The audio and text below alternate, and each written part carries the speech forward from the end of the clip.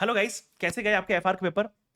Generally तो मैं paper review video नहीं बनाता हूं, बट बच्चों ने बोला सर पेपर का रिव्यू दो, इसलिए I am making a video on it so that आपको भी हेल्प मिले, आपको भी समझ में आए कि पेपर का एक्चुअल में लेवल क्या था। तो मैंने पेपर को पूरा ओवरव्यू किया। पेपर मुझे ना बहुत आसान लगा ना बहुत डिफिकल्ट लगा। पेपर मुझे ओके ओके लगा। एमसीक्यूज सारे मैनेजेबल थे। कोई भी ऐसा एमसीक्यू नहीं था जो आपको एकदम सर के ऊपर से निकल जाएगा, नहीं, लेकिन एमसीक्यू सारे मैनेजेबल थे in my opinion. Rest of the questions भी मैनेजेबल थे। जो कॉन्सोलिडेशन हमें डराता है वो कॉन्सोलिडेशन नहीं आया। बिजनेस कॉम्बिनेशन का बड़ा आसान सा क्वेश्चन पूछा गया। एंड आई विल से जो भी क्वेश्चन था आपका सारा का सारा आपके मटेरियल से था। कोई भी क्वेश्चन बाहर नहीं था। एक दो क्वेश्चन बाहर से था भी, लेकिन वो अपने मटेरियल के क्वेश्चन के बेसिस पे ही था। तो ऐसा नहीं था कि अगर आप मटेरियल को पूरा पढ़ के अच्छे से जाओगे तो आप 100 में से 100 पूरा ऑप्ट कर सकते हो आराम से, without any difficulty, without any difficulty. Okay, paper थोड़ा लेंदी था, आई अग्री ऑन दैट। तो यार एफआर का पेपर है, लेंदी रहेगा, थोड़ा तो लेंदी रहेगा। ओके, अगर कोई क्वेश्चन छूट भी गया आपका तो लोड मत लो, जब तक आपको ये मालूम है कि आपने जो अदर्स पेपर जो सॉल्व किया, जो क्वेश्चन सॉल्व किया है वो आपका सही है सब्सटैंशियली। ओके, सो लोड लेने वाली बात नहीं है। रैदर अब जो एफआर चला गया सो चला गया। अब एफआर को चिंता करना है क्या? नहीं, अब एफआर को चिंता नहीं करना है। ओके, बट हाँ, एक बात मैं बोलूंगा आपको। आप लोग मेरे से पूछते हो ना सर आप जो सुपर 100 देते हो उसका क्या इंपॉर्टेंस है, आप जो सुपर 100 देते हो उसका क्या इंपॉर्टेंस है? तो मैं एक यहाँ पे क्लेम करना चाहूंगा कि हमारे सुपर 100 से पेपर में अराउंड 70 प्लस मार्क्स का क्वेश्चन आया है। ओके, सुपर 100 से, हमारे सुपर 100 से और जो रिवीजन मैंने कराया उससे आपको 70 प्लस मार्क्स का क्वेश्चन डायरेक्टली आया है उससे। Okay, so now coming to अब क्या करना है आपको। तो बच्चों, एफआर के पेपर को उठाओ, साइड रख दो। क्यों?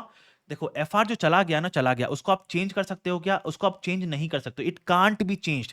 अगर आप पेपर को पूरा एनालिसिस करने बैठोगे तो क्या होगा? अगर पूरा सही निकला तो इतने एक्साइट हो जाओगे कि आप एएफएम इंपैक्ट होगा। अगर गलत निकला कुछ तो एक्साइट हो जाओगे, तो बुरा लगेगा, फिर एएफएम इंपैक्ट होगा। तो आपका, अगर आप पेपर को एनालिसिस करने बैठोगे तो आपका ही नुकसान होने का है और कुछ नहीं।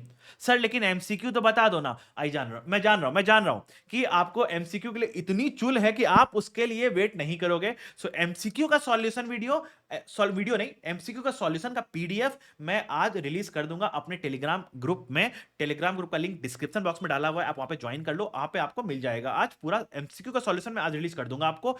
कमिंग टू डिस्क्रिप्टिव पार्ट का आंसर्स, वो मैं आपको रिलीज करूंगा after the end of both group का एग्जाम्स के बाद आपको रिलीज हो जाएगा।